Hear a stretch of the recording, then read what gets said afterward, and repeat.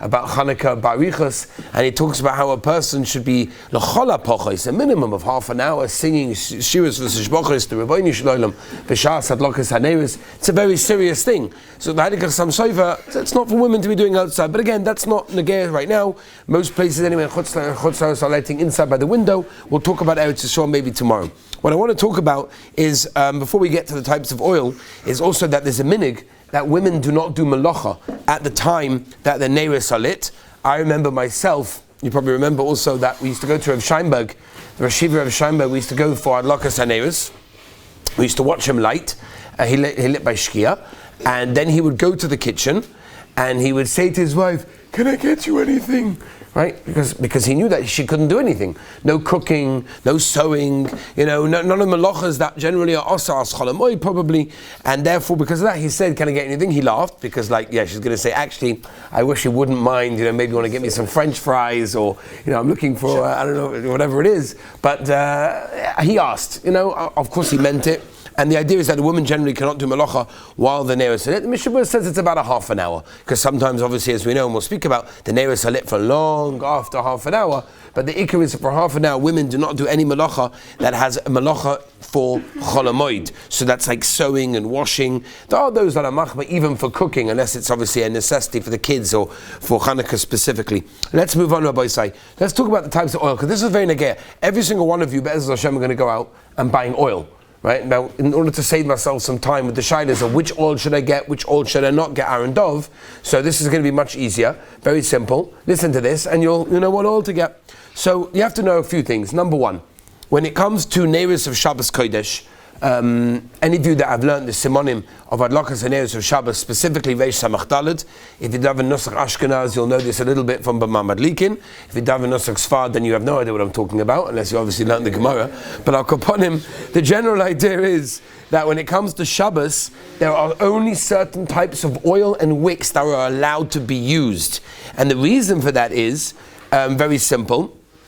Because on Shabbos, we know the whole yesod of adlakas and neiros of Shabbos is to be nenes, to get hanos, to get benefit from the lights. That's the whole reason. Shalai koshel, the Gemara says, Rashi Shalom Bayis, whatever. The whole reason of lighting candles on Shabbos is so that you'll enjoy it, so you'll light up the room, so that you'll be able to see what you're eating. Rashi says that you won't be able to enjoy the food as much if you don't see it, right? Which is agav tzukma yuma, which is a big yesod that when you see what you're eating, you get satisfaction from it. It's Rashi Mefurish in Shabbos. Al Kaponim, therefore, the reason is that we need to make sure you're getting hana and enjoying the light. And there's also a chashash that because you need the light, you may come to mess with the wicks. That if the wicks start messing around, you're going to start fixing it. Now, fixing it on Shabbos will be a big problem of mave or kiboy, whatever it may be. And therefore, that's why they were worried which types you use. When it comes to Chanukah, we know, and we'll discuss it more by Riches later, hadlaka is a mitzvah. That means the hadlaka, the lighting, is the mitzvah. And therefore, if that's the case, we're not choishish anything will happen. And you're not allowed to have hana anyway from the neighbors. You're not allowed to have hana from the lights of Chanukah. We'll have to discuss, are you allowed to take a picture by the Chanukah menorah, or is that considered to be getting hana on from the neighbors? We'll have to discuss all of these things. But the general Shulchan Aruch in Tofresh Ayin Gimel says very clearly, all oils and all wicks are kosher for Ner Chanukah. It's a Gemara Mefurish in Shabbos Chav Gimel that we paskin that by Chanukah all neiros, all candles, all oils, all wicks are all kosher. Comes along the Ramah, and the Ramah says it's a mitzvah min hamuvcha to use shemen zayis, right? And that's the Maram, it's the Maril, it's the Marshal, it's the Kolboy, it's many as well that hold that way. That the mitzvah min hamuvcha is to use shemen zayis. As we said yesterday, most of us, I think everyone, is yotze the mahadrim and the mahadrim of the Gemara, which means we anyway go beyond the letter of the law when it comes to lighting an extra candle every night. If that's the case, so we may as well also do this over here. Now, the question is why specifically shemen zayis? So the Aruch HaShulchan, if you want to look at the Siddur Rizal brings many more reasons al pi Kabbalah why, which we're not going into. Poshup Pshat of the Aruch HaShulchan. The Aruch HaShulchan says three reasons why specifically shemen zayis is better. Number one, he says because it draws into the wick much quicker. Number two, it's a much purer and cleaner flame. And also, the Mishnah Berurah already says this as well, and that is because the nace, the miracle was done with shemen zayis. So even though paraffin could actually be a beautiful flame, and could even actually be nicer than sometimes oil, because it doesn't flicker, it doesn't crackle when it meets the water, whatever it may be, shemen zayis is at the end of the day the best thing for a person to use. Now, it's very important to get oil that has a hechsher that's real. A couple of years ago, a couple of bochum asked me about a specific hechsher. It was actually a hechsher from England. It looked very interesting to me because I'm quite familiar, I think, with the hechsher, most of them from England. This one didn't look familiar. So I called up the head of the beis din of the company, of the hechsher that it said. He said, I've never heard of this before. It's not even our logo. It was a completely forged and fake hechsher, and they were putting it on oil and they were selling it for Chanuka. Right? So you've got to be very, very careful. You have to make sure that the oil has no problems of orla. This year, you're going to have to be careful. That's no problem with Shemitah, even though it's pretty early in the game. But still, to be careful, obviously, Basa V'cholov, which is not so negeya. If you steal oil from somebody else, which is negeya, because let's say, your friend has a bottle of oil and you ran out, so you just steal some of his. So you obviously have to know if he doesn't mind, if he doesn't care, if he's the type of guy that says, fine, no problem, he wants everybody to use it, then avada. But if you steal somebody's oil, the Mishnah Berurah is not sure. That means the Chofetz Chaim isn't sure if you yotz the mitzvah, if you light menorah with somebody else's oil without permission, and that could be a shaila of stealing. Now, congealed oil, by the way, is also something very negeya nowadays. They make the pre-made cups, and a lot of the pre-made cups that they make are actually congealed oil. They do it it's a beautiful idea because people are traveling, and when you travel with oil, it spills everywhere, it makes a mess, even if you're not traveling, stomach the package, whatever. So they make congealed oil, it's hard, and it obviously softens up when you light it. So the poskim Rav Osner discusses it in the tshuva, and there's no problem with it whatsoever. Rav Elyashiv also, to regular shemen zayis, there's no problem. If you want to get the most lechatchela oil that you can get, according to some, is what we called cold press. You'll see it. They sell it in the stores. It's cold press. That means they press the olives with cold, no heat involved whatsoever. It probably is going to be more expensive. Do you have to get it? Absolutely not, because every oil is kosher. Candles are kosher as well. But again, shemen zayis, and this is the best of shemen zayis. And the reason for that is it's a hiddur, which is unsure why it's a hiddur, and some even argue with the hiddur, which we're not going into now, the lomdus. It's roy la'achila. And since kosus is cold pressed olive oil is roy la'achila, you can eat it mamish. Therefore, that's the doimel beis hamikdash. Some want to say not, but whatever. If you want the most lechatchela, according to some, you buy roy la'achila. Now, I must tell you as well that you will find many, many oils that say on it that it's not roy la'achila, meaning this is not edible. Please do not eat.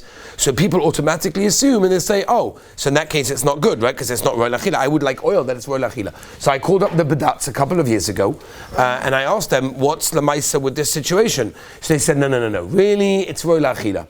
But for tax purposes, we write not roy la'achila, and this way it's cheaper. Now, I'm not telling you every single oil that says non-edible you should eat or has this mile either. But I'm just telling you that it's lav dafka when it says not roy la'achila, that it means that way. Sometimes it can actually be roy la'achila. Now, you're not yotzo with electricity. You're just not yotzo electricity. Why? The reason for that is because that's a battery. That's going to be something else. Electricity from the plug, from the socket, because you don't store it. Right? There's an interesting Pischei Tshuva, which we're not going to go into. There's so much, Rabbi Yisai. Everybody knows the Pischei Tshuva in Yehuday is 7 Pei Zayin, the Pischei Tshuva, that discusses the idea. It says a very interesting chiddush. It says, Ner Chanukah boy sheh, and even though it doesn't need a sheh, what is the sheh? But it has to have at least a minimum of time. We know that the neighbors have to burn for a minimum of half an hour, right? We'll talk about maybe even if there's a hiddur eli, that even it should go longer than that, right? But at least a minimum of a half an hour. You can't store electricity unless it's a battery in that way. I remember a bunch of years ago, I was sitting by a Goyna Godler Bezul Orbach Shlita, and a Yid came in and was talking about his experiences in prison. And he was going through a whole group of different shilas, whatever it was. And one of the shilas was obviously Ner Chanukah. They wouldn't let him light. For whatever reason, they wouldn't let him light. But he was allowed cigarettes. Cigarettes, no problem. Chanukah, chas v'shalom. So his question was, it was on the 8th night of Chanukah, can he light 8 cigarettes, put them in his mouth, and use that as Ner Chanukah? At least he has he has 8 candles there, and is that going to be good enough, right? Doesn't burn for half an hour, that's it. So it's a good kasha. So, Lamaisa, I saw that in, there's one of the Sfarim they bring down from they asked, I think, Rav Osner, and Rav Osner asked the kasha already, and Rav Osner said that that's not called a ner. It's not a eish. It's not an eish. It could be it's a little bit of red and it's hot, whatever it is, but it's not called an eish. It's not a ner, and therefore, in case any of you are wondering, you are absolutely not yotza in that case over there. Now, moving on, Rabbi said to the wicks, which is also negeh, because wicks la halacha lemaisa do not have to have any specifics. Any wick is kosher when it comes to the menorah. However, the Mishnah Berurah famously brings from the Chayodom. The Chayodom says mitzvah and a muvcha to use tzemer gefen. That is the mitzvah. The Aruch HaShulchan says a person should specifically make nice wicks. That's why people have a minhag to make them on their own, to be just to be osik in the mitzvah. If you don't know how to do it, if it's not going to come out good, it's not going to like good, don't do it. Buy pre-made ones. But upon him, there's definitely inyan for a person to do that. But I do have one shaila for the olam, and that is most wicks that they have are covered in wax. For example, the red pieces. You know what I'm talking about? The floating wicks, right? Or they have them in big and they have them in small. Either they have them in small and you put them into a little round piece and there's a little hole in there, you put them in there. Or they have the longer red pieces and you put them in like a little holder, little metal little piece, right? They have those two different things. Those are covered in wax. I did a trial at home. I'm sure you guys probably did the same thing. I did a trial at my house to find this out because I want to light with semagef and I want to light with wool, right? Because that's mitzvah and a muvcha. But the problem is they cover them, they coat them in wax. So what I did is I did a trial at home, right? I did a trial at home. I tried out lighting a wick without oil. No oil. Right, this one you could try at home. It's fine. This one's not dangerous. You can try this one at home. I put water into the glass. I put the wick in. You know there was oil, but there was no oil. And I lit it. It lit for 20 seconds. Now there was no oil there, b'chlal. So if there was no oil there, b'chlal, so it means, hadlaka oisa mitzvah means that the moment I light, that's when I'm yotza. Not a few minutes later or a few seconds later when the oil that's in the jar seeps up inside, right? If Hadlaka Oisa Mitzvah tells me that Lamaisa I'm yotza the minute I light and afterwards that's it, the mitzvah is done already, so I want to light the moment I light with the Ikka Mitzvah, and the Ikka Mitzvah is with Tzemach Gefen, is with wool, not with wax, which is on the outside. Lemaisa, how long did the wick last for? It lasted for 20 seconds. That means it managed to light. It stayed lit for 20 seconds. Even 10 seconds, even 5 seconds would have been the same answer. There's no difference. So I took the shaila to Rebbe I said, Rebbe, well, what's pshat? So he told me, Lemaisa, first of all, there are people that when they use Shem and Zayas, they actually pour it over the wick. And as they let it soak into the wick, or even if you don't put it over the wick, but you allow it to sit there for a few moments and it draws inside. But he told me that since you're lighting it with the oil over there, and within seconds it sort of seeps it up, so that's considered to be halakha isa mitzvah with the tzemach gefen, and that will not be a problem. Just agav, there's a shaila which we're not going into, right? The Beis Halevi discussed it also, and that is what happens if you light outside, which we'll have to discuss. Why would you light outside, and if you're yotza lighting outside, or if you're yotza lighting inside, it's another shaila, and that is people that light with the box outside when it's windy. So the box comes with a window. Either you lift it up, or you open the doors, or you put it to the side. Whatever. Each one is obviously different in the boxes that you buy, but. The question is, if it's very, very windy, and you know that you've got like a few seconds to light it and quickly put the door down.